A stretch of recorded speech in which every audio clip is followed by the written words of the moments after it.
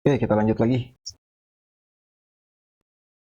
Kini jelaslah bahwa argumen Smith memang memberitahu kita sesuatu yang penting sehubungan dengan pemahaman kita tentang manusia dalam masyarakat. Dalam hubungan ini, kami dapat mencatat beberapa poin yang relevan dengan 3 bidang utama yang kami minati. Yang pertama, seperti telah kita lihat, Smith bekerja dalam 2 kelompok kecenderungan manusia, yaitu yang bersifat egois dan yang bersifat sosial. Ada manusia yang bersifat egois, ada manusia yang bersifat sosial. Argumen Smith juga menunjukkan bahwa kecenderungan-kecenderungan yang terakhir, seperti perasaan sesama manusia dan keinginan untuk diakui, menempatkan manusia pada masyarakat, namun tidak cukup untuk menopangnya. Seperti yang telah kita amati, masalah utama muncul dari adanya kecenderungan egois, kecenderungan yang mengharuskan ditetapkannya sumber kendali seperti aturan keadilan dan moralitas. Karena manusia itu pada dasarnya egois, maka enggak. Karena manusia itu memiliki 2 sisi. Yang pertama sisi dia egois, yang kedua sisi dia sosial. Nah, karena manusia memiliki kecenderungan yang pertama tadi secara bersama-sama dengan yang kedua, maka Adam Smith menganggap perlu adanya aturan, keadilan, dan moralitas. Yang kedua, aturan-aturan yang disebutkan di atas tampak berguna dalam arti bahwa tanpa aturan-aturan moralitas tidak ada orang yang perilakunya dapat diandalkan. Sedangkan jika ada keadilan, maka tidak akan ada pembatasan terhadap kerugian. Namun, sebentar. Tanpa aturan-aturan moralitas, tidak ada orang yang perilakunya dapat diandalkan. Sedangkan jika tidak ada keadilan, maka tidak akan ada pembatasan terhadap kerugian. Oke. Namun Smith berpendapat bahwa aturan-aturan ini tidak muncul karena manusia memahami kegunaannya. Sebaliknya, ia menegaskan bahwa hal-hal tersebut berkembang secara bertahap sebagai hasil respon alami terhadap permasalahan alam. Jadi, misalnya, Smith menunjukkan bahwa aturan keadilan pada dasarnya mencerminkan perasaan sesama manusia dan bukan pengakuan atas kegunaannya sambil mengamati. Ketika berdasarkan prinsip-prinsip alamiah, kita dituntun untuk mencapai tujuan-tujuan tersebut yang akan direkomendasikan oleh nalar yang halus dan tercerahkan kepada kita. Kita cenderung mengaitkan alasan tersebut sebagai penyebab efisiennya, sentimen-sentimen dan tindakan-tindakan yang kita gunakan untuk mencapai tujuan-tujuan tersebut dan membayangkan sebagai hikmat manusia yang sebenarnya adalah hikmat Tuhan. Oke. Hal yang sama muncul dalam pembahasan aturan moralitas positif, yaitu dengan bertindak sesuai dengan perintah kemampuan moral kita. Kita harus mengupayakan cara yang paling efektif untuk meningkatkan kebahagiaan umat manusia, dan oleh karena itu dapat dikatakan dalam arti tertentu untuk bekerja sama dengan Tuhan dan untuk memajukan sejauh yang kita mampu rencana Tuhan. Pernyataan-pernyataan ini menggambarkan salah satu tesis Smith yang paling khas, pandangan bahwa manusia seolah-olah dituntun oleh tangan tak terlihat untuk mencapai tujuan-tujuan yang bukan merupakan bagian dari niat aslinya. Ini ada di buku. Karena saya orang ekonomi, saya sering membaca penggalan-penggalan teori tesis dari Adam Smith. Tapi lebih menarik, saya kira kalau kita mencari dari source, sumber asalnya, saya pikir akan lebih kaya memperdalam pemahaman kita tentang ekonomi. Yang ketiga, karena aturan-aturan keadilan dan moralitas adalah ekspresi dari sifat manusia, aturan keadilan dan moralitas adalah ekspresi dari sifat manusia, dan hanya sebagian merupakan hasil dari niat sadarnya, maka kesamaan tertentu di antara keduanya. Namun Smith dengan jelas menganggap kedua perangkat aturan tersebut berbeda, karena merujuk pada 2 jenis dan standar perilaku yang berbeda. Aturan keadilan misalnya, hanya menghalangi kita untuk menyakiti sesama kita. Aturan tersebut hanya mencakup pengendalian terhadap kerusakan dan dengan demikian dapat dipenuhi dengan duduk diam dan tidak melakukan apapun. Sedangkan aturan moralitas mewujudkan panduan yang lebih positif dan komprehensif. Perbedaan mendasar di antara keduanya muncul sebagai perbedaan antara nilai-nilai keadilan dan kemurahan hati yang negatif dan positif seperti yang dikatakan Smith. Aturan keadilan bisa disamakan dengan aturan tata bahasa aturan-aturan kebajikan lainnya, aturan-aturan yang ditetapkan oleh para kritikus untuk mencapai komposisi yang luhur dan anggun. Yang satu ini tepat, akurat, dan sangat diperlukan. Yang lainnya bersifat longgar, samar-samar, dan tidak dapat ditentukan, dan lebih memberi kita gambaran umum tentang kesempurnaan yang harus kita tuju daripada memberi kita arahan yang pasti dan sempurna untuk memperolehnya.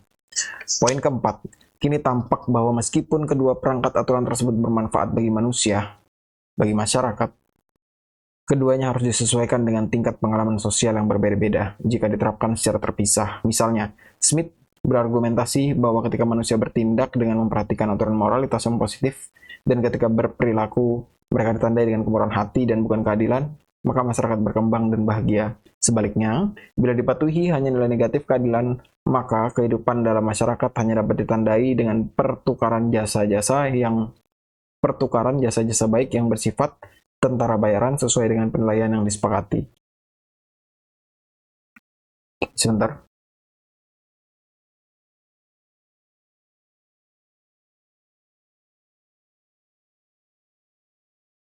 Oke. Saya ulangin sekali lagi. Misalnya, Smith berargumentasi bahwa ketika manusia bertindak dengan memperhatikan aturan moralitas yang positif, dan ketika perilaku mereka ditandai dengan kemurahan hati dan bukan keadilan, maka masyarakat berkembang dan bahagia. Ini jika kebaikan itu, ketika manusia itu melakukan suatu kebaikan, dan itu berdasarkan pada hal yang menyenangkan, manusia menganggap bahwa jika dia melakukan kebaikan itu adalah suatu hal yang menyenangkan, maka hal yang itu tadi, Adam Smith beranggapan masyarakat akan berkembang dengan bahagia. Manusia melakukan kebaikan atas dasar dirinya sendiri, atas dasar motif dirinya sendiri. Sebaliknya, bila yang dipatuhi hanya nilai negatif keadilan, maka kehidupan dalam masyarakat hanya dapat tanda dengan pertukaran jasa-jasa yang baik, yang bersifat tentara bayaran sesuai dengan penilaian yang disepakati. Jadi kalau yang terjadi malah sebaliknya, bahwa manusia hanya melakukan kebaikan karena ada hukum, jika dia tidak melakukan kebaikan maka dia akan dihukum, maka hal-hal baik itu tadi hanyalah seperti jasa yang dibayar, pertukaran jasa seperti tentara bayaran. Jadi itu kayak keterpaksaan. Jadi tetap saja, biar bagaimanapun Adam Smith juga menginginkan bahwa masyarakat menyadari bahwa jika melakukan satu kebaikan, maka lakukan itu karena itu baik menurutmu dan itu menyenangkan untukmu. Karena jika kamu melakukan kebaikan hanya karena kamu takut akan dihukum, maka itu tidak akan menyenangkan. Smith dengan jelas menganggap situasi pertama sesuai dengan tingkat pencapaian manusia yang lebih tinggi dibandingkan situasi kedua. Benar. Jadi kalau standar moralitasnya dia melakukan kebaikan karena itu menyenangkan buat dia, itu lebih baik daripada yang kedua, bahwa manusia melakukan kebaikan karena takut dihukum. Itu masih memang benar lebih baik. Namun ia tidak ragu dari sudut pandang analisis mengenai aturan mana yang lebih penting bagi dunia pemeliharaan negara sosial. Aturan moralitas positif jelas muncul sebagai hiasan yang memperindah, sedangkan keadilan sebaliknya adalah pilar utama yang menopang keseluruhan bangunan.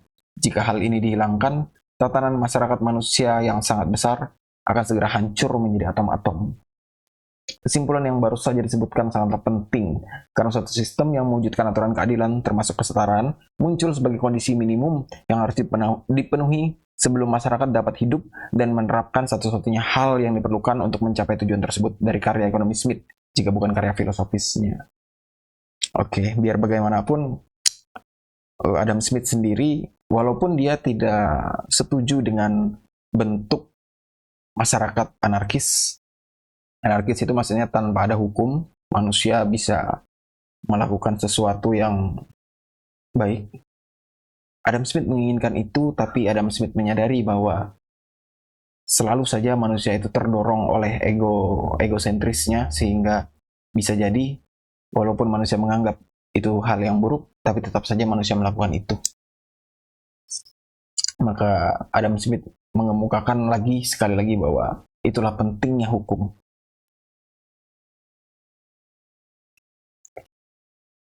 Yang kelima, poin kelima, satu hal lagi yang perlu diperhatikan, dapat diamati bahwa Smith mengandalkan penilaian tertentu sehubung dengan psikologi manusia dalam menjelaskan asal-usul dan sifat kondisi-kondisi yang harus dipenuhi sebelum kehidupan sosial dimungkinkan.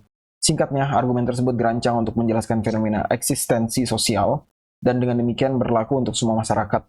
Syarat yang diperlukan bahwa sifat manusia dapat dianggap sebagai sesuatu yang konstan. Terlebih lagi, dapat diamati bahwa meskipun Smith menunjukkan bahwa keberadaan dan ketaatan terhadap aturan-aturan umum diperlukan untuk mempertahankan keadaan sosial, namun argumen sentimen moral tidak pernah menyarankan bahwa aturan-aturan ini memiliki konten spesifik yang valid secara universal, meskipun David Hume mungkin menyetujuinya. Poin ini mungkin hanya mencerminkan kesadaran Smith akan fakta bahwa konsepsi mengenai apa yang pantas dan tidak pantas untuk dilakukan atau dihindari berbeda-beda di antara masyarakat yang berbeda pada saat yang sama. Aturan mana yang pantas dan tidak pantas dilakukan di Indonesia sudahlah pasti berbeda dengan apa yang pantas dan tidak pantas dilakukan di Inggris. Gitu. Mungkin kita bisa mengambil satu contoh kasus seperti makan gitu. Kalau di Indonesia makan menggunakan sendok itu pantas. Jika makan menggunakan tangan itu pantas, mungkin saja bisa jadi di Inggris sana makan menggunakan tangan itu tidak pantas, harus menggunakan sendok. Bisa jadi loh ya, saya kurang tahu juga nih. Oke, jadi selalu saja standar moralitas itu tidak bisa hanya dilihat dari satu sudut pandang, artinya inilah standar moralitas yang paling benar. Selalu saja standar moralitas itu berbeda di setiap wilayah gitu. Di satu sisi, di satu wilayah standar moralitasnya A, di wilayah yang berbeda standar moralitasnya menjadi B. Dan itu wajar. Kita lanjut. Dan juga dalam konteks yang sama, masyarakat yang sama pada waktu yang berbeda, kesadaran akan poin pertama mungkin hanya diharapkan pada zaman yang sangat dipengaruhi oleh ajaran Montesquieu, yaitu kesadaran akan hal terakhir ini mungkin mencerminkan minat awal Smith terhadap dinamika perubahan sejarah. Pun kesadaran standar moralitas itu juga berubah-ubah dari waktu ke waktu. Kini kita beralih ke teori sejarah, sebuah teori yang dapat direpresentasikan dengan mengangkat masalah yang diangkat oleh sentimen moral dan yang secara frontal dan yang secara formal menjelaskan sifat dari jenis struktur sosial dan politik tertentu yang dikaitkan dengan analisis jenis organisasi ekonomi tertentu. Meskipun Smith tidak hidup untuk menyelesaikan proses sejarah pemerintahan dan masyarakatnya, elemen-elemen utama dari teori ini pada kenyataannya dapat ditemukan baik dalam lectures tentang hukum publik maupun dalam The Wealth of Nations, buku 3 dan buku 5.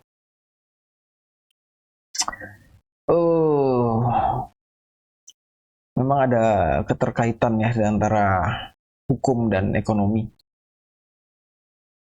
Ekonomi yang baik tidak bisa tercipta tanpa ada hukum yang adil. Begitu juga hukum dipengaruhi oleh ekonomi, bahwa kita tadi menyadari, saya bahas tadi hubungan antara moralitas dan ekonomi itu ada, bahwa orang-orang yang kelasnya tinggi, mungkin menengah ke atas, mereka punya standar moralitas yang berbeda dengan orang-orang yang menengah ke bawah. Itu saya mencoba menghubung-hubungkan tadi di ranah sana. Sehingga untuk bisa mendapatkan standar moralitas yang tinggi, standar keadilan yang tinggi, hukum yang baik, maka diharapkan masyarakat juga memiliki perekonomian yang baik gitu. Meningkatnya perekonomian akan meningkatkan moralitas. Meningkatnya moralitas akan meningkatkan taraf keadilan dan hukum di suatu wilayah. Menarik. Itu dia hubungan antara hukum dan ekonomi. Tadi bagian 1 yang kita baca. Apa judulnya? Saya lupa. filsafat sosial. Oke. Yang kedua, bagian kedua, sejarah masyarakat sipil. Saya dalam bidang ini Adam Smith dapat dianggap sebagai pendiri aliran yang beranggotakan Adam Ferguson. Satu, dalam bidang ini Adam Smith dapat dianggap sebagai pendiri aliran yang beranggotakan Adam Ferguson, Lord Camus, dan John Miller. Sumbangan khas mazhab ini adalah pada jenis penyelidikan yang sekarang dikenal sebagai sejarah filosofis dan lebih sering diasosiasikan dengan Hegel, Herder, dan Karl Marx.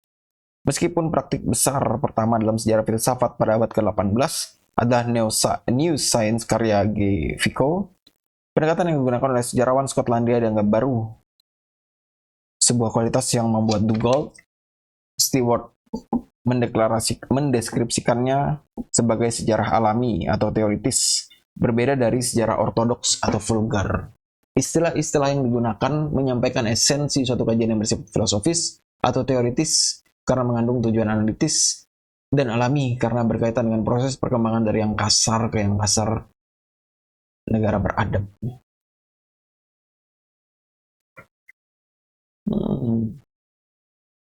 Oke. Ini menyangkut tentang masyarakat secara umum ya. Bagaimana masyarakat yang pada awalnya adalah masyarakat yang liar gitu, barbar, menuju pada masyarakat yang beradab. Teknik ini dapat diterapkan di berbagai bidang, dan Smith sendiri pernah mempunyai dua karya terpisah di atas landasan.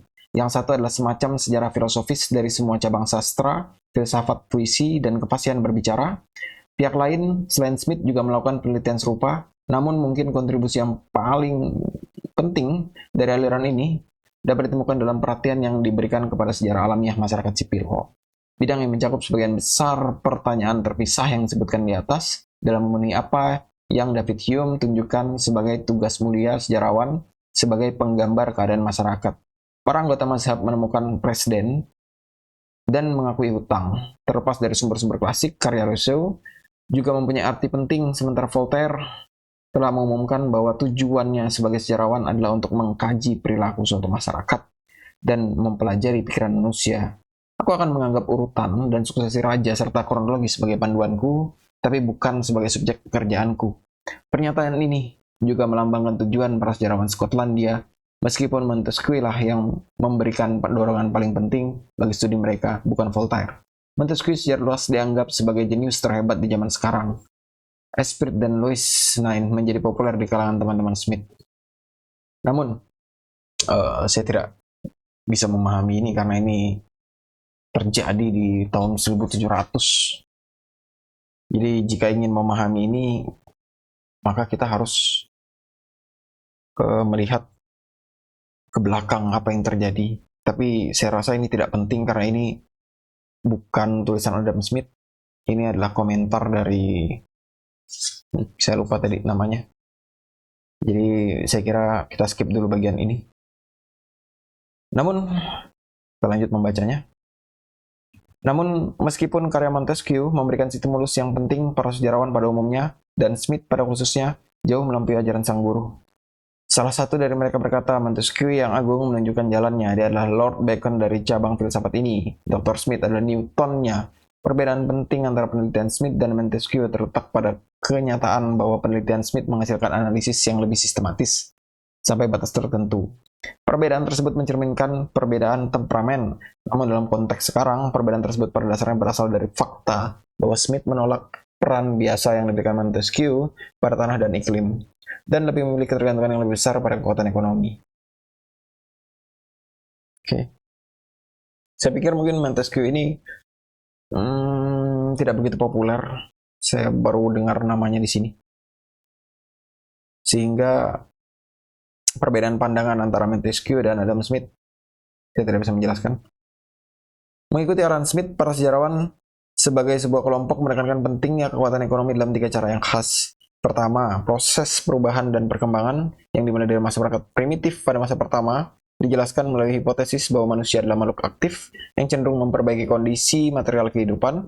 Argumen yang umum dikemukakan adalah bahwa manusia tunduk pada keinginan-keinginan tertentu yang bersifat alami dan keinginan yang tidak terpuaskan, yang seperti telah kita amati pada bagian sebelumnya, berfungsi untuk membangkitkan dan menjaga industri manusia terus bergerak.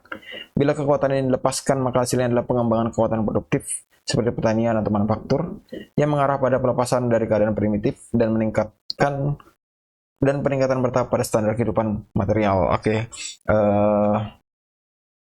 Manusia tadi, jika bentuk egoisnya manusia, sifat egoisnya manusia itu dieksplorasi, maka bisa jadi manusia itu berkembang menjadi sangat produktif. Dan memang benar, dengan buku ini, melalui buku ini terjadi revolusi industri di tahun 1700-an, tahun 1800-an. Dan itu luar biasa sekali dampaknya. Sampai sekarang pun masih kita rasakan revolusi-revolusi lainnya diawali dengan revolusi industri itu. Dan itu semua pondasinya adalah egosentris manusia itu sendiri. Kedua, para sejarawan berpendapat bahwa pengalaman kontemporer dan sejarah mengungkapkan keberadaan 4 tahap sosioekonomi. Tahapan-tahapan ini dianggap berbeda secara kualitatif karena mencakup berbagai jenis aktivitas produktif, berbagai cara mencari nafkah, serta berbagai bentuk dan pengaturan properti, seperti yang dikatakan Smith dalam sebuah paragraf yang khas. 4 tahapan masyarakat adalah berburu, mengembala, bertani, dan berdagang.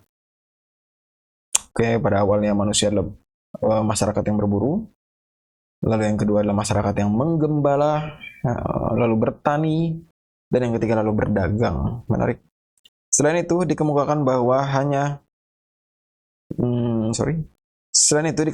dikemukakan tidak hanya bahwa tahapan-tahapan yang berbeda tersebut ada dan pernah ada, tetapi juga bahwa setiap masyarakat cenderung melewatinya secara berurutan. Seperti yang dikatakan oleh Lord Keynes, perubahan progresif dalam tatanan yang disebutkan sekarang dapat ditelusuri di semua masyarakat. Ketiga, para sejarawan berpendapat bahwa keempat jenis organisasi ekonomi berfungsi untuk menjelaskan keberadaan 4 jenis struktur sosial yang berbeda, sebuah fenomena yang sekali lagi dapat diverifikasi dari pengalaman kontemporer dan sejarah. Dalam istilah modern, para sejarawan berusaha menunjukkan hubungan antara substruktur ekonomi dan suprastruktur sosial, sehingga argumen karakteristik dengan tepat dikemukakan oleh William Robertson ketika ia menyatakan dalam setiap penyelidikan yang mencakup operasi manusia ketika bersatu bersama-sama dalam bermasyarakat, objek perhatian pertama adalah cara hidup mereka. Oleh karena itu, karena perbedaannya, undang-undang dan kebijakannya pun pasti berbeda. Ini masih membicarakan tadi tahapan perkembangan masyarakat yang disampaikan oleh Adam Smith. Kalimat selanjutnya ini untuk memperkuat gagasan tadi bahwa manusia itu secara berurutan. Yang pertama dia tadi berburu, menggembala, bertani, dan berdagang gitu. Selanjutnya, doktrin-doktrin yang baru saja kita ulas dapat dikatakan merupakan doktrin-doktrin khas para sejarawan Skotlandia. Oke. Dan dengan demikian doktrin-doktrin tersebut berfungsi untuk mengungkap ciri-ciri utama pemikiran mereka. Misal, kita menemukan penekanan pada perubahan dalam seluruh manifestasinya. Sebuah penekanan yang membantu menjelaskan mengapa Adam Ferguson memilih arus yang mengalir daripada kolam yang tergenang. Sebagai lambang umat manusia, lebih lanjut, kami menemukan upaya untuk menjelaskan fenomena perubahan dan perkembangan dalam bentuk argumen yang bertujuan menganalisis sifat 4 tahapan kemajuan manusia dan menunjukkan penyebab transisi di antara keempat tahap tersebut. Ternyata tahap-tahap perkembangan masyarakat pada zaman itu ini dipercayai hampir seluruh sejarawan Skotlandia gitu. Jadi bisa jadi Adam Smith tadi ketika dia mengungkapkan itu terpengaruh oleh kepercayaan yang berada di sekitarnya Adam Smith. Bisa jadi ini menunjukkan bisa jadi ini adalah bias. Berikut ini kita terutama membahas penanganan Smith terhadap 4 tahap kemajuan manusia dan memberikan penekanan paling besar pada hubungan yang dibangun antara cara mencari nafkah dan pola otoritasi dan subordinasi yang dihasilkan sebagai hasilnya. Dalam membahas aspek pemikiran Smith ini, kita akan menggunakan 2 tahap. Pertama, perburuan dan pengembala. Untuk menetapkan beberapa prinsip dasar dan kemudian mengilustrasikan cara kerja prinsip-prinsip ini mengacu pada periode-periode berikutnya. Bagian 2. Smith mendefinisikan tahap ekonomi dan sosial pertama sebagai keadaan masyarakat paling rendah dan paling kasar seperti yang kita temukan di antara suku-suku asli Amerika. Tahap kedua yaitu padang rumput. Ia definisikan sebagai keadaan masyarakat yang lebih maju seperti yang kita temukan di antara bangsa Tartar dan Arab. Perbedaan nyata antara kedua situasi ini dapat ditemukan dalam kenyataan bahwa di masing-masing situasi terdapat jenis aktivitas yang berbeda. Yang pertama, manusia memperoleh sumber penghidupan dengan mengumpulkan hasil tanah secara spontan atau dengan berburu. Sedangkan yang kedua, mereka memperolehnya melalui domestikasi hewan. Oke. Kontras tersebut seperti dikemukakan Smith pasti mempunyai konsekuensi sosiologis tertentu. Misalnya, ia menegaskan bahwa dalam tahap berburu, komunitas harus berukuran kecil berdasarkan keluarga atau unit keluarga besar. Dalam kasus kedua, Smith berpendapat bahwa cara mencari nafkah akan sesuai dengan kelompok yang lebih besar dan harus berarti keberadaan nomaden. Negara-negara seperti itu umumnya tidak mempunyai tempat tinggal tetap, tetapi hidup baik di tenda-tenda atau di semacam kereta tertutup yang mungkin diangkut dari satu tempat ke tempat yang lain. Mungkin Adam Smith ini menganggap ini bangsa Mongol ya. Mongolia itu kan karena dia nomaden. Adam Smith menyadari bahwa menganggap bahwa Mongolia itu menuju pada suatu perkembangan pada saat itu. Dia berada pada tahap kedua, yaitu domestikasi hewan gitu. Hewan-hewan dipelihara, hewan-hewan dikembangbiakan, diternakan gitu. Tapi masih dalam kerangka nomaden, artinya tetap berpindah-pindah, hewannya juga ikut dibawa berpindah untuk mencari rumput. Misal di satu daerah rumputnya sudah habis, maka hewan itu akan dibawa ke daerah yang lain, lalu nanti hewannya akan digembalakan di daerah yang baru tersebut. Dari sudut pandang jenis struktur sosial yang diperkirakan akan berlaku dalam kedua situasi tersebut, namun yang lebih penting untuk diperhatikan adalah bahwa dalam kasus perburuan, kepemilikan pribadi harus relatif tidak signifikan. Oke. Dalam kasus perburuan, kepemilikan pribadi harus relatif tidak signifikan. Sedangkan dalam kasus padang rumput, kita menemukan suatu bentuk properti, dalam hal ini ternak, yang berbeda yang dapat diakumulasikan. Jika masyarakat itu masih masuk pada tahap yang pertama, tahap perburuan, maka kepemilikan tadi belum benar-benar terbentuk gitu. Ini status milik siapa? Karena berburunya bareng gitu. Nah, sedangkan jika yang beternak sudah masuk ke tahap kedua, yaitu peternakan, maka dia udah dianggap sebagai tingkat kepemilikan terhadap satu properti, dalam konteks ini adalah ternak, itu sudah lebih mendalam gitu. Jadi jika tadinya perburuan, jika ada 2 hewan, maka hewan itu dimiliki oleh bersama-sama. Jika ada 2 orang memiliki 2 hewan, maka itu hewan itu akan dibagi 2 sama rata sama rasanya kepemilikannya. Tapi kalau jika sudah masuk ke tahap yang kedua, beternak, maka kepemilikan terhadap hewan ini bisa saja jika ada 3 hewan dan ada 2 orang, bisa saja 1 orang menguasai 2 hewan, yang satunya hanya menguasai 1. Berarti ini kontrak sosialnya sudah lebih maju ya. Dengan demikian, pada periode padang rumput itulah ketimpangan pertama kali menjadi signifikan. Ya itu tadi, seperti yang saya sampaikan, ada ketimpangan. Jika ada 3 ternak, 3 hewan gitu, dan 2 manusia, bukan lagi sama rata, 1/2 gitu bagiannya, enggak gitu. Bisa jadi 1 orang menguasai 2 hewan, dan 1 orang lainnya hanya menguasai 1 hewan. Maka terjadi ketimpangan di sini, yang mengarah pada sumber ketegangan sosial baru yang oleh Smith dianggap berasal dari ambisi orang-orang kaya. Dan ketimpangan itu tadi akan menimbulkan ketegangan sosial. Oke. Dan rasa iri serta kebencian terhadap tenaga kerja dari orang-orang miskin. nafsu yang menurutnya stabil dalam cara kerjanya dan cukup universal dalam pengaruhnya. Oleh karena itu, dalam situasi ini, pemerintahan sipil menjadi sangat diperlukan. Ini masih gagasan Smith tentang pentingnya sebuah negara, pentingnya sebuah hukum. Ini dia komentarnya Smith, kita baca.